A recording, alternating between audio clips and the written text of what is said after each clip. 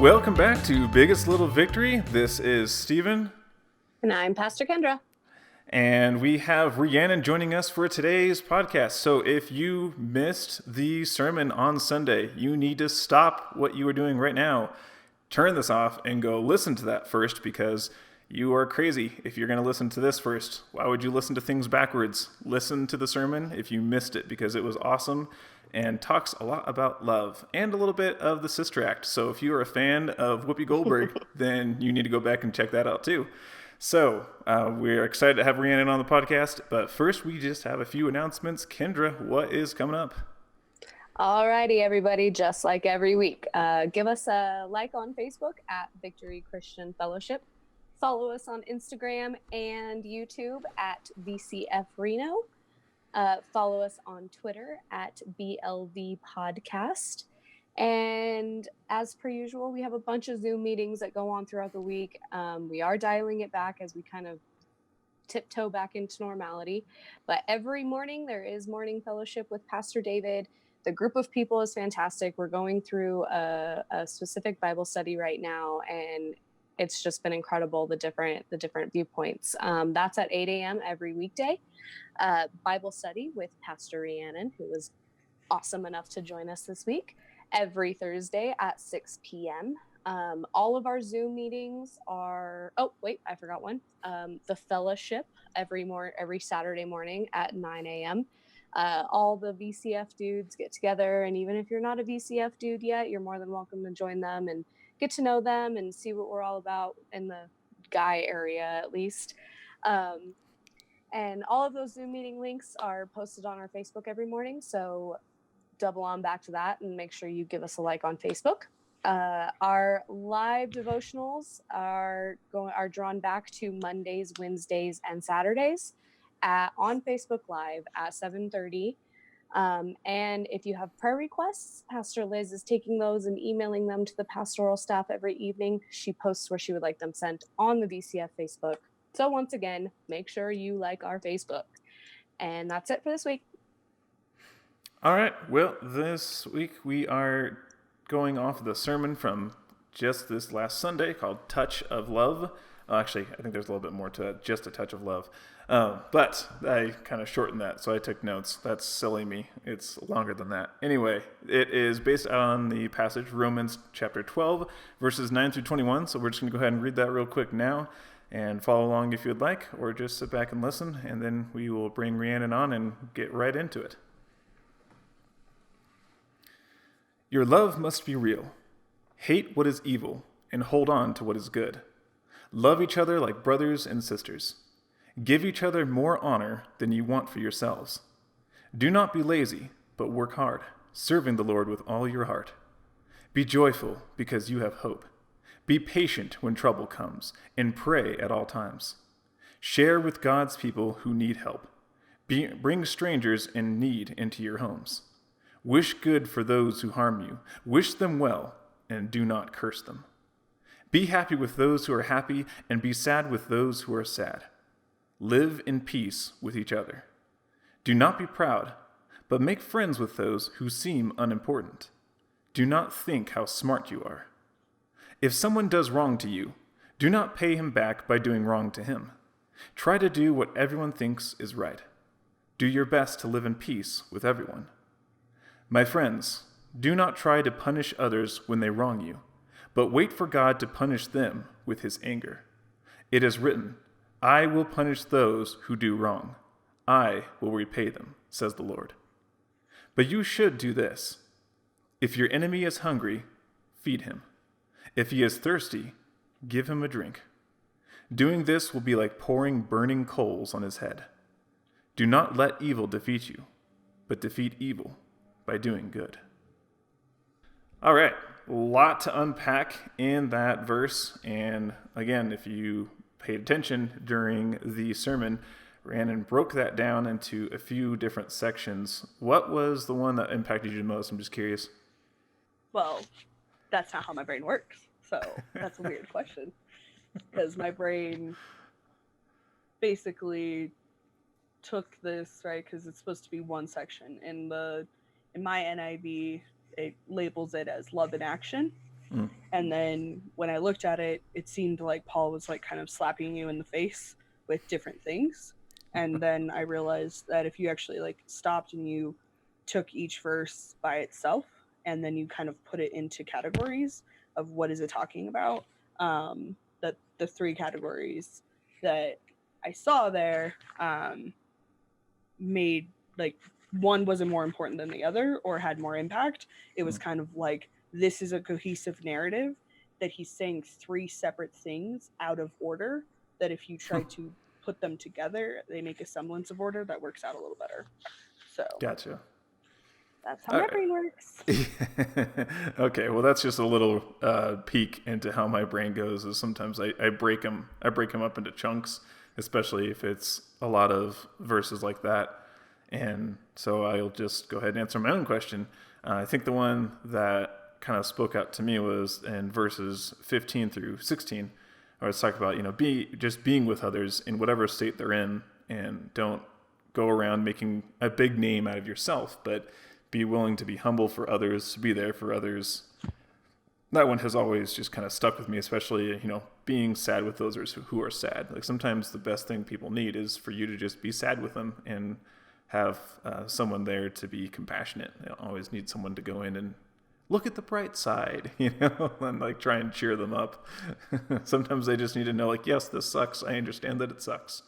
I am kind of envious of your brain, Rhiannon, Yeah, because you saw this chunk of verses, and then you took those different verses and chunked them all together differently.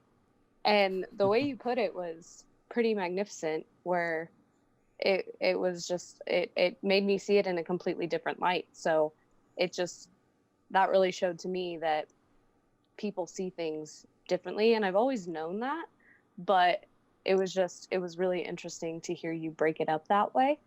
So I'm really envious of that brain of yours. my brain's weird. Don't be envious of it, Kendra. It doesn't make any sense. Trying to make it work for other people never makes sense. But thank you. Well, I mean, it worked, and I think that it helped people see it in a different light, and I think that's beautiful and awesome. I always like hearing about the different ways that scripture hits other people, because sometimes you only hear your own voice when you're reading the Bible, and so you're only kind of getting your take and your version, or not, I don't want to say version, but your perception of the story. And so it's always exciting when I hear somebody else's take, because not only do they usually pick out something else that I didn't pick out, but they are able to phrase it in a way that kind of calls attention to maybe something that I also heard from it or read from it, but it calls attention to it in a different way. Like it's enough to like jog your memory and make you stop for a second and go, oh, I didn't think of it like that. Like that's really cool. So that's something that I'm always excited about. Now, with like living a life of love, so learning how to be this kind of person who goes after God and goes after like serving each other and serving the community, serving even the people who you might consider to be your enemy, which, like you said, we're not supposed to have enemies. We're not supposed to treat people like enemies, but we do have people sometimes that get in our way. What would you say is kind of like the best way to grow towards that kind of a character? I think it's one acknowledging that we have enemies, period.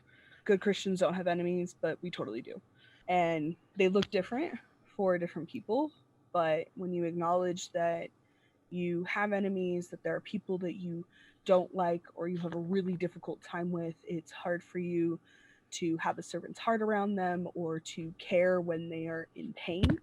That if we acknowledge that, then you can actually serve people with love, because you can acknowledge, like, this is my flaw, you can ask for forgiveness, and then you can actually start serving people that you don't like, that you have an issue with love and grace and humility, because you acknowledge where you've fallen short of the glory of God, as Romans, I think it's 3:23 would say, that when you kind of marry all of that together, you actually can create a sense of self that understands that you're flawed, and that God, the only way to fix it is to ask God to forgive you and to help you.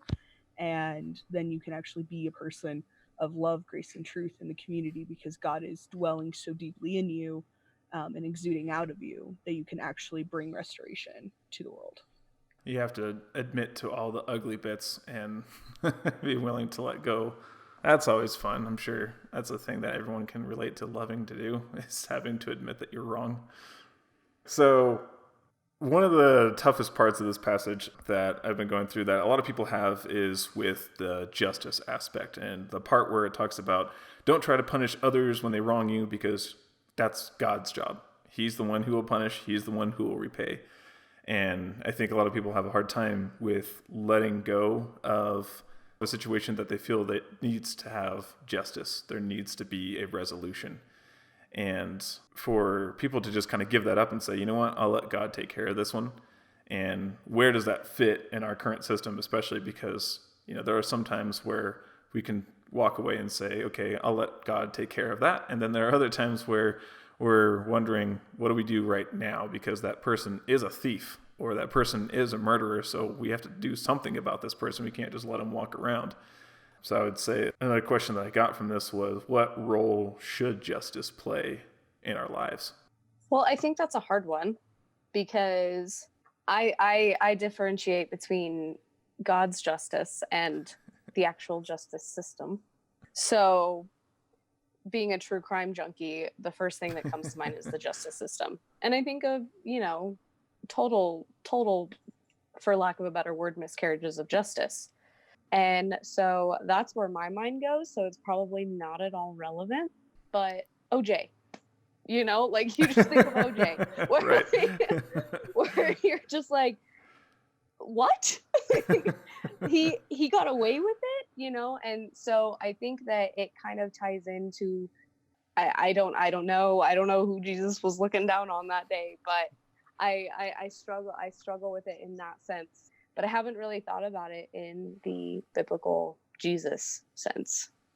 I think even like the regular, what we think of as justice still applies, because it's still a part of our lives, and it's still like what we see out in the world as when we see a wrong being committed, we want to know what's going to happen with that wrong. So I think it's still relevant. It definitely applies in both. It definitely applies in the Jesus sense, but it also applies in the real life sense, because there was a question that was asked to me one time that said, do you think that there is a difference between revenge and justice, and can the two be separate from each other? Interesting. And, I want to argue at first, like, yes, because there's just justice for, somebody who commits a crime, they go to jail or they pay a fine, right? That's just justice. That's not me wanting revenge against the person. But then the way that the other person who asked it explained it, they said, like, in a way, isn't that not you wanting to get revenge? Like, you want to see them locked up, or you want to see them have to pay a fine because of what they did? Isn't that a form of revenge, that they have to suffer some kind of penalty? I think we're comparing apples and oranges here, because, right, Paul is, when he's talking about it here, he's trying to stair step people from an eye for an eye, literally, right? You kill my servant, I can kill one of yours, right? Or you have to pay a fine, or you kill this person, I can kill that person, or you take this, I can take that, right? This eye for an eye, tit for a tat, all the time. And how unhelpful that is, right? And especially when you put it in the light of the gospel, where God said, where Jesus says, like, even to hate a person, like, in your heart, is to commit murder. So it's like, what do we do? So I think Paul is looking at this, and he takes this verse, because I think it's from Proverbs, the heap burning coals on his head is from Proverbs. I think he's trying to start stair stepping people toward, what does it look like to stop living in an eye for an eye and to actually let God mete out justice? What it is not saying is we should just let serial killers go. We shouldn't jail them. No. Wrong, right? We shouldn't just be like, oh, rapist, laissez-faire, you say you're sorry, and ta-da-da! No. It's saying that there's a difference. And really, because that's what I was trying to differentiate with enemy, is this is not your husband who has physically abused you. This is not who we're talking about at this moment. That's a different conversation about forgiveness for people who have caused you direct harm. So this is talking about people who you just don't like, or you don't get along with, or that person that you have an irrational dislike. I was like side B popular in high school, where enough people knew me that I was popular, but I wasn't like popular. And there are legitimately some people I see around town, it's trippy coming back after being away for 5 years, that I see that just like that overwhelming, like, I just dislike you, Yeah. like, comes up in me.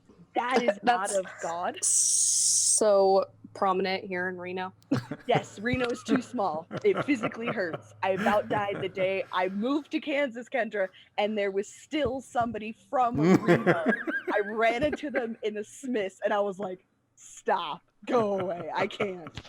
Anyway, right? But you look and you just get that feeling, and it's like, you legitimately never could have had a bad interaction with this person, but whether it's reputation or just you genuinely just dislike their friend group, right? It's that same kind of just like, I don't like you. I think that's more of who Paul's talking about. He's talking about the people who may or may not have caused you harm, but he's not necessarily completely talking about like the Romans. He's not talking about your oppressors. He's not talking about injustices.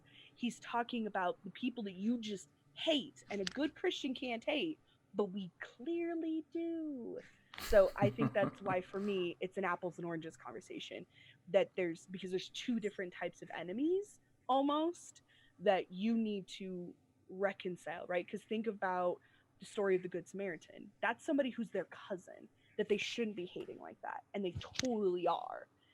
No, I think that just speaks to the importance of when we study the Bible too, that it's not just a one-off thing. Because definitely when I was younger, I read it like that. I read it more of the both. I didn't understand the duopoly of how do I just let somebody who stole something from me just go? How do I just let that go? Because when you just read it on the surface, that's almost what you could interpret if you're not careful. If you're not careful especially with Paul's words, a lot of the time, you can misinterpret and just think, oh, this is what he's saying about every situation in which this is all involved. And you can walk away with that thinking that, wait a second, really? We're just supposed to let that happen? But when you do dig deeper and like what you have done, comparing scripture to scripture and showing that, no, there's actually a deeper truth going on here. I think that's another thing that I really loved about, what I really love about sermons in general and messages in general is because those who are actually curious and those who actually want to know more about God are going to ask those questions of, wait, I don't get that, and be curious about it. Whereas others who are just kind of there for the show will hear what you have to say, they'll read the scripture, and then they just kind of walk away either agreeing or disagreeing, and then that's enough for them. There's no more depth to explore. That's just kind of the end. So the last question that I pulled from this was, what would you say to someone who is discouraged? So somebody who is trying to do this, they're trying to make peace with those who they just, like you said, they just really don't like those people. And they are trying to do right by serving others, by working hard for God, but they're just so discouraged because they're constantly running into more and more people who keep getting in their way. How do we encourage those people? As cliche as it sounds, I think that the best thing to say is to just continue to have faith. That's what got me through it. Every time something happens, and for some reason, even if it's just a crack in the sidewalk I falter. And so I think that the important thing is that even after I falter, I always I revert right back to it, where I'm just like, you know what? No, just because you stumble just a little bit doesn't mean that everything is going to hell. Sorry. Everything. I tried to edit it and it just didn't sound right. So everything's going to hell, and I think that the main thing that helps the strongest Christians out there, and even the not so strong Christians, is to never give up, that he's there. And just because something bad is happening doesn't mean that he's not there. What's happening is happening for a reason, and it may not show itself right away, but eventually you'll know why that happened. And I think that that's just the most important part, is to always, always have faith. I think that Christianity, especially in certain pieces of Protestantism, has become this almost AA like entity. And so there's this emphasis, right, in AA, justifiably, that there is no such thing as a stumble. Like, it's like you break your sobriety, you break your sobriety. But that's talking about addiction. And I think some of us have applied it to Christianity, where we go, Christianity is all or nothing. And so, therefore, if you stumble, that's a sin, this is horrible, you're terrible, and it's go back to go. And it's like, there's such things as sin cycles that you do need to be broken and, you know, things like that. But there's also a conversation of like, is it really the end of the world if I can't get this one thing quite right? Like, if this is just the thorn in my side that I just can't get quite right, is it the end of the world? And I would argue no. I had a friend when I was at a Christian college. She did a whole paper. Her end of the year theology paper was God's grace. And she came to the conclusion of, so you followed God, you know, for years and years and years, and you've done right by God, but something happens that shatters your faith, like just something truly tragic. And, you know, and then the next day you die. And, you know, that day that everything was truly tragic, you just cursed God and you're like, ah, God is evil and right? And the next day you die. She's like, I don't believe in a God that holds one moment of intense pain against me. I believe in a God that looks at all of my life and extends grace. And ever since I kind of received that from her, is something I've held on to and expanded.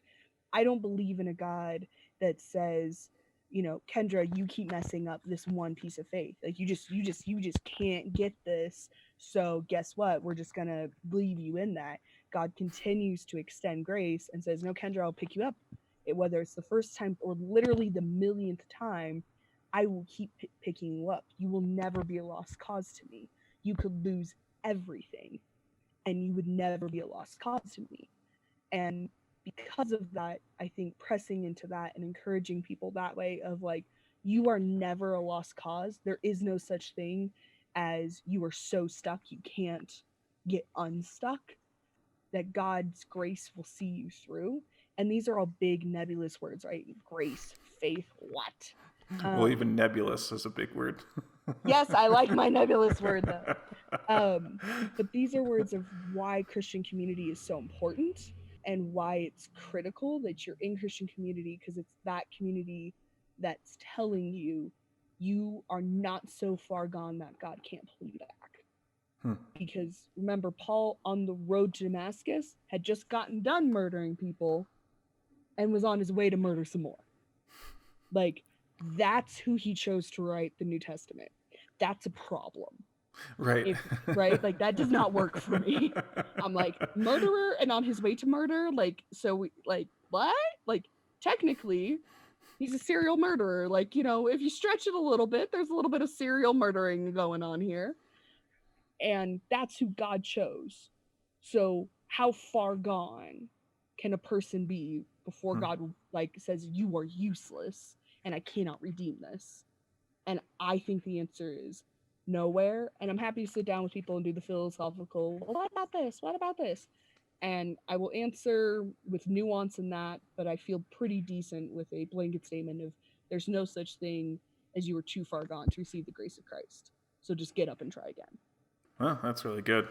It's hard when a celebrity who's infamous, you know, for doing something really terrible, and they accept Christ, and you're like, yeah, sure you did, buddy. Right? You don't want to believe that they're turning their life around because they're someone that you despise so much that you don't think that there's no way that they could ever decide to just start following God and actually make something of their lives. And I know that I've done that so many times where I just meet that with skepticism, like, we'll see. You know, we'll see how far you get. But I wonder if that's, you know, the completely wrong response, that instead we should actually encourage anyone that says, yeah, I want to turn around and I do want to be serious with God and get my life straight. And rather than just going, sure, right, What if we as the church actually just cheered them on and we're saying like, awesome, what do you need? What kind of support do you need? And kind of came around them, and instead of having this response that is almost opposite to what the evangelical church stands for, and trying to get people to come in and be a part of the family of God, and instead we're doing the opposite. Someone says they want to be a part of it, and we say, yeah, but maybe not for you. Maybe for other people, but not for you. And we kind of turn them away, which is the contrary to praying for those who persecute you and being there for those who are against you. All right, I'm going to go ahead and play the excerpt real quick here, and then we'll go from there. What I'm actually talking about is before you start a new thing, before you go off into something else, are you talking to your community? Are you reaching out? Are you thinking to yourself, how can I be better in this community? How can I serve this community well? So I really like this quote because how can I serve the community better? I have had this phrase from my uncle, and I keep bringing it back and over again, but just that, what unites us is stronger than what divides us. That honestly, if we treat others better than they deserve to be treated, then that is what makes humanity better. That it's not so much us trying to prove that we're right, it's not so much us winning people over to our side, our way of thinking, but just that if we go that extra mile and do better by people, that is what will actually increase our societal livelihoods. We won't be so caught up in egotism. We won't be so caught up in greed and corruption because we're actually thinking about what others need. So just going with that one, what are ways that we can serve what are ways the church can serve the community, either as representatives of Christ or just as good people? Like, should it be always about us being like, we're the church and we're here to help? Or should it be more of just like, we're people and we're here to help, and also we're happen to be Christian? I'm genuinely curious where that question came from. Like, walk me through how your brain got there. It's not a slam. I'm genuinely, I'm always fascinated how people get to conclusions based off of what I say. So I'm like, that is not where I was going at all, but cool. I mean, I'll talk about it, but tell me how you got there. Like, just walk me through it really quick. Okay, so when I heard that and think about that, I think about people getting involved in things, and it just immediately went back to previous times in my life where I've helped out both just like as a person. I've helped out like when my family would volunteer and do something, and I've also helped out with things when a church did something. And so I think about all those separate times where when it was me by myself or just with some friends or with my family, we didn't so much go over there and talk about like, oh, we're from this so-and-so church, and make a big deal of declaring what we believe and what we follow. Whereas oftentimes when I went with a church to go do something, it was more of that declaration of like, we're the church and we're here to help. And sometimes that was good and sometimes it was bad. I witnessed a couple times where it was bad. There was a time when I was in youth group and we went to go serve food to the homeless downtown. And when we got there, there had been a scheduling mix-up. So we were scheduled to serve at the same time as another church. And so we got there first, and we were serving, and then they showed up and were confused that we were already inside serving. And we, like all the teens, were just saying, cool, let's, bring them in. We'll serve alongside of them. We don't care. Like, it doesn't have to be about us. We'll do it. But the other church, which was not on board with that idea. They wanted their slot. They wanted their time to be the ones to serve, and they were upset that it wasn't them. So in a rage, they took all the food that they had and dumped it out in the parking lot and then just drove off. And it just left that horrible taste of what happens when a church is all about making a name for themselves when they're serving versus actually just being there to serve. So that's kind of where my brain went, is just kind of putting that in the context of my experiences and what can I do for my community, and the importance of, am I doing it because I'm making a name for myself or for my church, or am I actually just helping people? And this is where I struggle. Okay, I struggle with this because I really, really do want to serve my community, but I I don't do people well. So, and it's not, and I know it's entirely in my head because everybody's like, you did fine, dude, like chill, you didn't embarrass yourself at all, and I'm like, okay, but I did. So I I have that problem, and even if it's just like acting uncomfortable. So I don't know, I struggle with this one. So, but I also know that there's other ways to serve your community that aren't so physical. And so I've put those in the back of my mind. Now it's a little hard because nothing can happen at the moment, but I've definitely thought about it. So I think that VCF is doing a great job with serving the community right now with everything that they're putting on Facebook and their everything that we're moving towards. So I don't know. It's hard for me personally. So thank you, Stephen, for clarifying like how like where your brain went. There we go. Yeah. Because that like is not what I was talking about at all, which is totally fine. I was specifically talking about, I just want to clarify because it's important. Yeah. And then I'll happily talk about this. What I was talking about is before you make an action, you go and make sure that it doesn't cause harm to your community of faith. That it doesn't go against your community, right? To say that I am not my own, I am a part of this community, I'm a part of this body of Christ, and I am not like allowed to just go and do something just cuz, right? And people always want to take right extreme examples. Like, what do you mean I can't do it? No, what I'm saying is before you Reno and Sparks is a terrible example of it, right? Because it's so small that you can be like, I go to church in South Reno and live out, out past Pyramid Lake. And you're just like, this is fine. It's an hour drive, but this is fine. Like, Right. it's too small. But if you think about it, right, it's asking yourself, oh, I really want to leave Reno and I want to go and do my next adventure or whatever. Is it's asking, but would that cause active harm to my spiritual community? If the answer is maybe, then it's open conversations. It's what roles do I fit and how can I be the best part of my community? It's saying that you don't just get to consume this community. And I think our consumption attitude is where we get, right, the conclusion you came to, right, where it's like, what harm do I cause my community, right? To go back to that initial question of, am I doing this for us or am I just doing this for the good reputation of the church? And I think it is actually, that's why it is important to understand that it's an earlier issue. Is, your family that you grew up in had a value for volunteerism, so it's like, we just do this. And for your specific family, that came from a place of, well, Christ said to give, so we give, right? We give of our time and our efforts, and financial, right? So that's what that's born out of. And so therefore, right, so it's like, okay, we do this, and that's why something like that would sit so sour for you, or for anybody, right? That's ridiculous. Why would you throw out food that people need? Like, Honestly, go get Tupperware and pass it out. Right. The saddest part was the fact that people were still eating it. Because people are hungry, and there's no shame when you are hungry. No.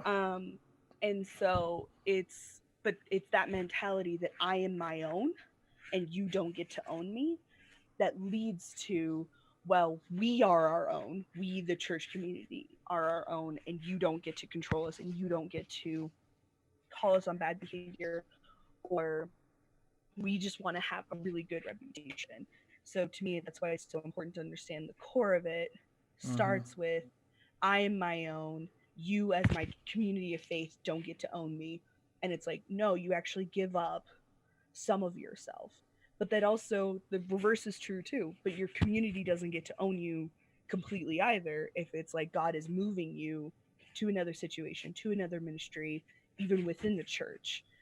that it's this broader understanding, and that when you understand that, then when you go to serve, you serve from a place that says, we are here because Christ has called us to be here, and not because we want to look good, not because I have my monthly schedule to feed the homeless and you're interfering with my schedule, right? Like, here's my list. I have, on Mondays we feed the homeless, on Tuesdays we volunteer with the ballpark, on Wednesdays we help with cheerleading, on Thursdays we have Bible study, on Fridays we do youth group, on Saturdays we take a day off, and then Sunday's family day, and we start it all over again, right? This consumerism religion. And that's what I wanted to emphasize in my sermon is we cannot continue to just consume our faith. If we just keep consuming it, it is useless. And it leads to, again, these are extremes. It leads to, well, you've messed up my schedule, so therefore, which I believe that most people wouldn't have that attitude. But I think that attitude is easy to develop if you don't watch it. Does that make more sense? It does. So I'm going to apologize for my poor man's interpretation of what you were saying. So much deeper than where I was going with it. I like it. I don't want you to apologize. I speak very, very fast. And two, I actually think that's a really good way of interpreting of what I was saying. You just were going to a different conclusion, right? Both of us were valid. We were on the same road.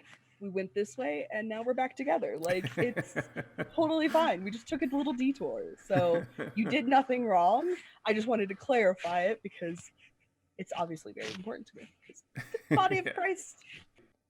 Yeah. So just thinking about like the ownership thing too, of like, you're my community and you don't get to just decide what I do, but at the same time, like that two-way street of not being a consumer each other. Like the person by themselves shouldn't just be sitting back and relaxing in the pews and just saying, cool, everybody else get out there and do it. And I'm just going to sit here and cheer you guys on. And similarly, the church isn't just sitting back saying, well, we have this one pastor, and we just have one pastor who's so amazing. He's doing all the work. We can just sit back and relax at how awesome our pastor is and how great of an orator he is and all that, and not do anything ourselves. Like he's getting out there, he's meeting people. So just the importance of no one gets to sit back regardless of who you are in the church and what you do or don't contribute. That's the important part of getting involved and doing something. And I think about that a lot. There was a pastor that talked about it once. He compared it to like a football game, that a lot of people are content to either just show up in the stands, and maybe they're even on the team, but they just kind of sit on the bench and they don't really ever actually get involved. And that Sundays was a means of, one, it can happen any day, right? You can meet with your church on any day. We just choose Sundays. But that Sundays was kind of the huddle. It was coming back after being out in the game during the entire week.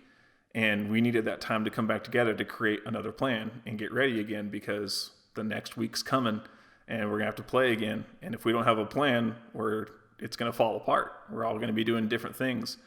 And too many people are just sitting on the bench and not getting involved in the game and not doing, I don't want to say like their share, right? Because that kind of makes it sound like an obligation. But I think it's more of and maybe, correct me if I'm wrong, but I feel like it's more of a want to. Like, I want to serve. I want to get involved. It's not like my church is making me do this. I'm here because I want to serve. Yeah, I think what part of the problem is that people either do view it as an obligation. Typically, those are people that have done it for a lot of years. For a lot of years, I worked in the nursery, and I liked it. And then I realized, no, I liked it because I liked the kids, because I knew them. I knew their parents. They were a part of me. I knew when they were born. I went to the baby showers. So I was fine with being in nursery because I knew the kids and I knew what the parents would and wouldn't allow. But walking into a new situation with nursery kids, I was like, nope, absolutely not. Right. And it wasn't about the nursery. It was more about the parents. And so it's taking a step back and evaluating that. And luckily I had the tools that I don't think a lot of people had. I knew my spiritual gifts. I knew my Enneagram. I knew my strengths. I knew my Myers-Briggs. Like, I knew everything about myself. I knew, what am I passionate about? What am I good at naturally? What have I gotten good at because God's forced me to get good at it? And I was able to take that skill set and apply it to my ministry and find a place to fit. So I think most people don't have that. They don't know what their spiritual gifts are. They don't know what their Myers-Briggs is. They don't know what their strengths are. Or if they do, they don't understand how it all works together to create a complete person that has and can serve a purpose in the church. Because we so often just put it into like, oh, well, you're good with kids, so you should work with the children. Mary Right. Riggs, great with kids, absolutely fabulous with kids, but she shouldn't work with the children all the time because, one, that's her job and she's tired. And two, there are other skill sets that in a church setting she excels at in a different way than in her job setting. And she knows that about herself, so she navigates that beautifully. So that's how I knew I could use her as an example. But people, I don't think, know how they fit in the church. So their response is either, plug me in, coach. Where do you need me? I hate that question. It's not where I need you. It's where can God use you? Or two, they just assume things about themselves that aren't true. And I think that's why I'm looking so hard at creating a curriculum that I'll do late summer, early fall, that really will dig in deep and be like, how do you take all of these pieces, mold it together to understand yourself better, and also to serve the church, not because, like you said, out of a space of obligation, but because you understand yourself so well, you know how you can serve the church, and you feel happy in that, and that you can serve the church well. So, all that makes sense? No, it does. I feel kind of called out because I've asked Rhiannon what she needed me to do quite a few times. Something, so said with much love, something that I've noticed about Rhiannon, she doesn't like it, like, for instance, if we're all ordering food together and someone just goes, I'm good with whatever. Don't say that to Rhiannon. I can relate to that, Rhiannon. I hate that too. I'm like, I'm not going to guess what you want, bro. Like I'm not going to guess. Tell me what you want. I feel that on a spiritual level. I'm a very intense person that knows what I want, and especially when it comes to something like food, I know what I want. So I can give you suggestions, but if you don't like them, that's going to make me mad, and I'm going to take it personal, which is a personal problem. So you tell me what you want, and I will appease you. But if you don't tell me, then I'm going to decide, and you're not going to like it, and I'm going to get angry. Yeah, exactly. My intensity coming out to play and saying, come play with me. But I think that's so true in like church setting and church roles too. If you're just like, whatever. And then they're just like, okay. And they stick you, let's say, in media and you've never used a camera before. And then you're just frustrated because you don't know how to make a video and make it look good. Well, you said whatever. So why are you complaining? Yeah, it's kind of like if we don't understand ourselves, if we don't have someone to help us understand ourselves, if we don't have someone to help us understand what our spiritual gifts might be and go through like what our strengths are and our weaknesses and take the time to also think about those ourselves, it's almost like we get typecast. It's like I served in the youth one time, so now I'm just the youth guy, or I served, I was the head of the choir, so now I'm just the choir guy or something. It's like you just get put into one role for your entire time. And maybe you're sick of it, but no one sees you as anything else because you also don't know what else you can do.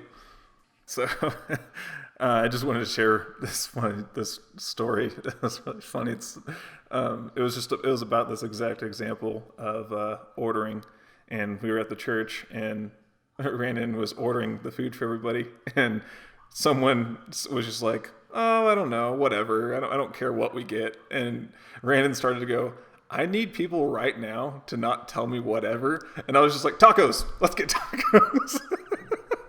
It was just the first thing that came to my mind. And just like, let's just do it. Let's just get tacos. I'm good.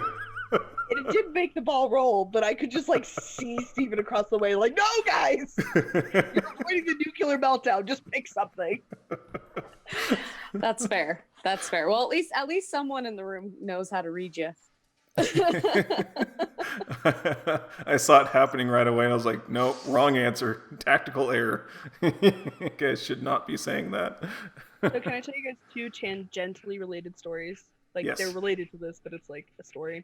Yeah, go So for it. first of all, this is my little prayer book from Moldova, because we had very limited supplies. So it's made out of construction paper, and yes, that is the word prayer, made out of little hole punch pieces. What? That's how bored I got at some parts when I was in Moldova, which if you don't know where that is, it's an Eastern European country. And actually, Stephen, now that I understand your very first question, I realized I was like, oh, that's what he was getting at. I was not getting it. Is this one of my favorite verses? Actually, my favorite verse of all time is "Rejoice with those who rejoice and mourn with those who mourn." And I made a little smiley face, a little frowny face, and it was actually in Moldova that I first heard that verse, because I was really just struggling, and I was like, God, lead me somewhere. And he led me a whole bunch of different places. This is very beat up, but he led that to me, and then he really pressed one of the people we were with, like on my heart, and he was like, Rhiannon, like, you need to pray for this person. This guy had just gotten out of rehab for drug and alcohol addiction, and he was being ministered by the missionary Sergey. It was great, but Sergey had to leave for 2 weeks to go to Russia. And so that meant this guy who had just gotten out of rehab, because I mean, him and Sergey met for literal hours every single day, to help this guy keep his sobriety. And the Lord just like pressed it on my heart. He was like, go get Becca, who was one of the other girls that was with me. She's like, he's like, go get Becca. You guys have to pray for him right now. And I was like, this is weird, but fine. And I got up and I went to Becca and I was like, hey, Becca, I really think we should pray for this guy. And she's like, shut up, shut up, shut up. She's like, oh my gosh, I was just going to come and get you and say that we need to pray for him. And so that's probably one of the reasons why it's one of my favorite verses, is that we just did this like 2-hour like intercessory prayer with none of us even knowing what the word intercessory meant, of just praying for him and just praying that he would be okay, that he would keep his sobriety, that he wouldn't get addicted again, because drug addiction in Eastern Europe is insidious. It's really intense. And so that is why Romans 12:15 is my favorite verse in this section, and that's always going to be a section that sticks out to me now that I understand your question. So there's the first one. And the second is a little behind the scenes. So actually, I wrote and recorded a completely different sermon on the same passage, but it was just different. It was just kind of a different take, not necessarily on Romans 12, 9 through 21. It was on all of Romans 12. And I had recorded it Thursday night. I had like cut my Bible study short so I could go and beat the sun, got it all recorded, had it all ready to go. And God woke me up the next morning at 5 a.m. And he was like, nope, that's not what I wanted. And I was like, what did I do wrong? He's like, you didn't do anything wrong. Just try again. So between 5 and 6, I rewrote the sermon that I gave. And then from 6 to 7, I recorded it. So that's why at the beginning, I look a little tired and there's like clearly things underneath my eyes and my hair's a little frizzy. It's because essentially I had rolled out of bed and went and recorded my sermon. And then after I recorded it, I put my pajamas back on and went to bed. So that's how this sermon happened, is that God wanted something else than what I had previously written and recorded. And it wasn't bad. It wasn't like it was a trash recording, but it was just kind of amusing. And I can't watch this or listen to myself because I was like, oh, I sound so tired, so exhausted. Because, it's 6 a.m. after I went to bed at midnight, after, editing a sermon and making it all pretty. And then God's like, just kidding. Try this one instead. I may or may not be a little bitter about it too. Anyway, those are my stories. Right, so you're telling us there's a lost sermon now that you have. I have a sermon for another day, is how we're going to phrase that. It's a good way to look at it. Sermons are hard to prepare. I have to prepare my first one, and I'm struggling. So I envy. I know, but I understand the struggle. So Yeah. I'm jealous that you have one in your back pocket to use. I mean, it's just there. It's not necessarily in my back pocket. It's just kind of, there.